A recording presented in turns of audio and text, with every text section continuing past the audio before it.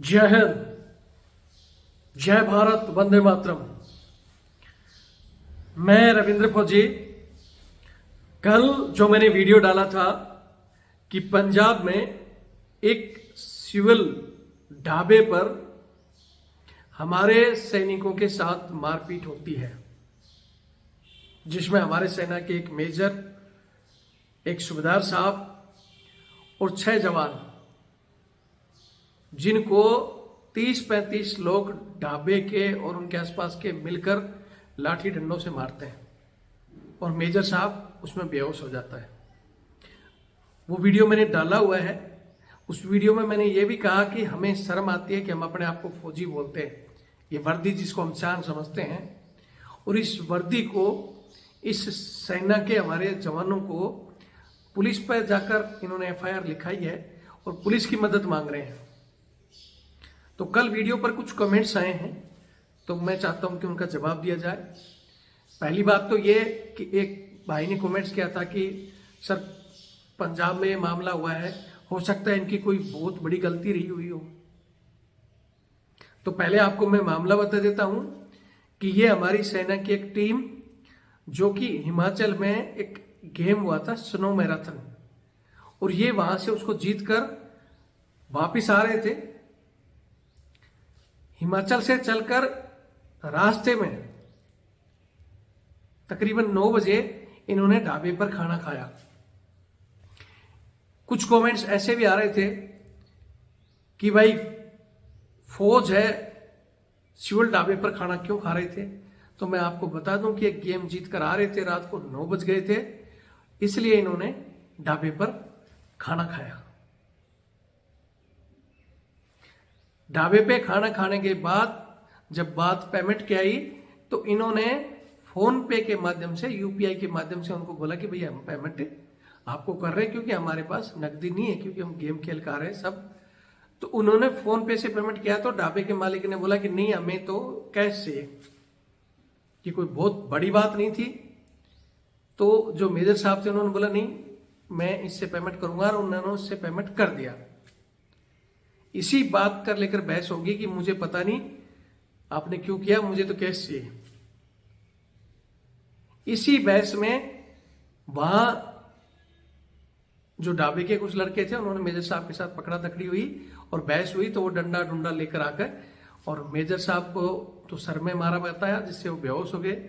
उसके बाद जेसीओ साहब को और 3 जवानों को, मतलब 5 लोगों को गंभीर चोटें आई हैं। उसके बाद में वहां से इन्होंने पुलिस को फोन किया या क्या किया, फिर वो भाग गए रात को ही। पुलिस ने पहले अज्ञात लोगों के ऊपर एफआईआर दर्ज की है, जबकि पुलिस को पता है कि भाई वो ढाबा वो है। जानती है पुलिस, लोकल पुलिस जानती है जब इतना बड़ा जो ढाबा है। ये आप जो तस्वीर देख रहे हैं, एल्पाइन ढाबा, पंजाब के रोपड़ का ये मामला है। नजदीकी थाने की पुलिस आती है, अज्ञात लोगों के ऊपर केस दर्ज करती है। बड़ी मुश्किल से जब ये बवाल मचा, तो अभी तक 2 आदमी सिर्फ गिरफ्तार हुए हैं, आपको मैं ये बता दूं। बाकी लोग फरार बताए जा रहे हैं। फरार हैं या पुलिस की सह पर कहीं छुप रहे होंगे। लेकिन मैं पुलिस की, तो मुझे पता है पुलिस का रवैया, और पुलिस कहीं ना कहीं पॉलिटिशियन के दबाव में काम करती है। एक बंदे ने ये भी कमेंट्स लिखा था कि वहां आम आदमी की सरकार है, केजरीवाल की सरकार है, तो वो उसकी पुलिस है। तो मैं मानता हूं, चाहे वो केजरीवाल की सरकार हो या पुलिस के ऊपर नेताओं का प्रेशर हो, पुलिस फिर अपने हिसाब से जो ड्यूटी कर रही है। लेकिन मेरा सवाल है हमारी सेना के अधिकारियों के ऊपर, क्या तुम्हारी पावर इतनी गिर गई कि तुम्हारे ऑन ड्यूटी जवानों के साथ, वो भी एक जेसीओ साहब और एक मेजर साहब के साथ जो मारपीट होती है, और तुम्हें पुलिस की मदद मांगने की जरूरत पड़ती है? इससे अच्छा तो कुछ दिन पहले आपने देखा होगा, एक केरला का मामला था, जहां एक जवान छुट्टी पे गए हुए, उसके साथ मारपीट होती है। तो वहां नजदीक जो सीओ साहब थे, उन्होंने अपने बंदे भेजे और वो टीम वहां गई, उनकी क्यूआरटी। तो जहां ये मामला हुआ है, सेना के मेजर हैं, ठीक है, मेजर साहब तो बेहोश हो गए चोट लगते ही। वैसे तो हमारी फिल्मों में पता नहीं क्या क्या दिखाया जाता है, उस पर मैं अभी टिप्पणी नहीं करूंगा, अलग समय से टिप्पणी करूंगा। बहुत से हमारे कमेंट्स ये भी आए हैं, ये भी फैक्टर सही है कि ये तो एक हमारे अधिकारी साथ में थे, अगर अधिकारी साथ में नहीं होते, अगर वो जवान जैसे होते, तो ये सेना के अंदर जो पीतल लगा लगा कर दाड़ते हैं ना, अंदर ये शेर बनते हैं, ये शेर इन्हीं को डिसिप्लिन के नाम पर हो सकता है इन्हीं की चार्जशीट बनाने के लिए तैयार हो जाते और इन्हीं को पनिशमेंट देते। लेकिन मेजर साहब है, तब तो इन्होंने कार्रवाई करनी थी, तब भी क्यों दब्बू बने बैठे हो अपनी अगले रैंक के चक्कर में, अपनी एसीआर के चक्कर में इतने गिर गए कि ये मामला पूरे हिंदुस्तान में क्या पूरी दुनिया में जाता है कि जो सेना खुद की रक्षा नहीं कर पा रही है वो फिर बाकी लोगों की क्या करेगी। आपको याद है एक जमाने में मानिक शाह ने इंदिरा गांधी को कह दी थी ये चीज, जो पंजाब में सीएम खेरों के लड़के ने हमारी कुछ सेना की फैमिलियों को जो सिनेमा हॉल में छेड़ दिया था, वो किस्सा सबको पता है, मैंने कल भी बताया। और उस समय के जो मेजर एक कर्नल थे काली साहब, उन्होंने मुख्यमंत्री के बेटे को उठाकर और नंगा करके बैठा दिया था और मुख्यमंत्री को नहीं घुसने दिया था, पंजाब पुलिस ने जोर लगा दिया था। प्रधानमंत्री तक के फोन आ गए थे, लेकिन वो कहा था कि हम अपनी फैमिलियों की रक्षा नहीं कर सकते, हम देश को क्या संभालेंगे। तो आज कहाँ गए वो सारे अफसर, चले गए क्या? इतने डरपोक और इतने दब्बू बन गए राजनीतिक हस्तक्षेप में। यहां मैं राजनाथ जी को भी कहना चाहता हूं, रक्षा मंत्री जी, मोदी जी, ये सेना के अगर जवान पिट गए तो समझो कि रक्षा मंत्री पिट गया देश का, प्रधानमंत्री पिट गया। आप लोग तो कभी भी पिट सकते हो। आप लोगों को सुरक्षा देने वाले जो लोग हैं वो यही सैनिक हैं। अगर इनके साथ मार होगी तो तुम्हारे तो पता नहीं कब लोग चप्पल मार देंगे, अगर यही हाल रहा तो आगे आने वाले समय में। बड़ी बड़ी बातें करते हो, मिठाई खिलाते हो, लेकिन असली समस्याओं पर जब हम वीडियो बनाते हैं ना, हम कहते रहते हैं कि सेना की जो ताकत है, ये अग्निपथ के बाद में सेना की स्थिति खराब होगी, गिरेगी, सेना का मनोबल गिरेगा। अब ये मार खा के भी चुप बैठे हैं, पुलिस का इंतजार कर रहे हैं, पुलिस पकड़ेगी। हद होगी यार सेना की ऐसी स्थिति। एक जमाना था सीओ ये सोचता था कि मैं ब्रिगेडियर बनूं न बनूं, लेकिन मेरी रेजिमेंट की इज्जत और इस वर्दी की इज्जत के लिए कुछ भी करने के लिए तैयार था। बहुत से मामले हैं, मैंने कल भी बताया, चाहे वो अजमेर में हुआ हो, चाहे पठानकोट में हुआ हो, चाहे ग्वालियर में हुआ हो, चाहे बंगलोर में हुआ हो, चाहे एनएसजी गुड़गांव में हुआ हो, जहां फौज के जवान या जेसीओ या किसी के भी साथ इस तरह की बदतमीजी अगर सिविल में हुई तो यूं क्यूआरटी और गाड़ियां यूं घूमती थी और चक्री घुमा देते थे वहां लोगों की, चाहे वो पुलिस हो और चाहे सिविलियन हो। लेकिन आज हमारे ही 6 लोगों को पीट कर अस्पताल भेज दिया और हम इंतजार कर रहे हैं कि पुलिस पकड़े, जिसमें पुलिस ने 2 को पकड़ा है।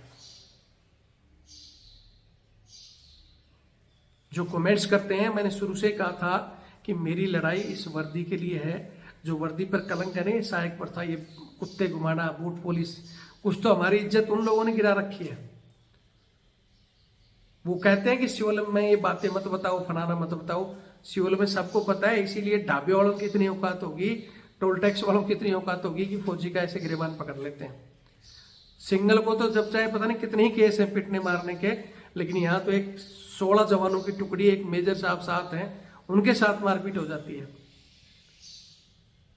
और वो डिसिप्लिन के चक्कर में, क्योंकि जैसे साहब को चोट लगी उधर ढाबे वाले भी भाग गए और वो जाके उनको हॉस्पिटल लेके गए। मतलब उन्होंने अपना रौद्र रूप नहीं दिखाया, उनको भी पता था कि भाई सेना में हमारे साथ क्या होगा। डिसिप्लिन के नाम पर इतना अगर सेना को कमजोर कर दिया जाएगा, या फिर ये बूट पुलिसर ऐसे घुमा घुमा के कुत्ते घुमाने वाले ही सैनिक रह गए फौज में, अग्निवीर के बाद में 4 साल बाद में चमचागिरी वाले रहेंगे और बहादुर जो लड़ने मरने वाले मुंह खोलने वालों को बाहर कर दिया जाएगा, तो सेना की हालात क्या होगी। अग्निवीर लाकर पहले ही सेना को होमगार्ड से भी नीचे गिरा दिया है। 21,000 आज होमगार्ड को भी किसी स्टेट में 24 से 25,000 मिलता है, लेकिन हमारे इन जवानों को 21,000 सैलरी मिलती है।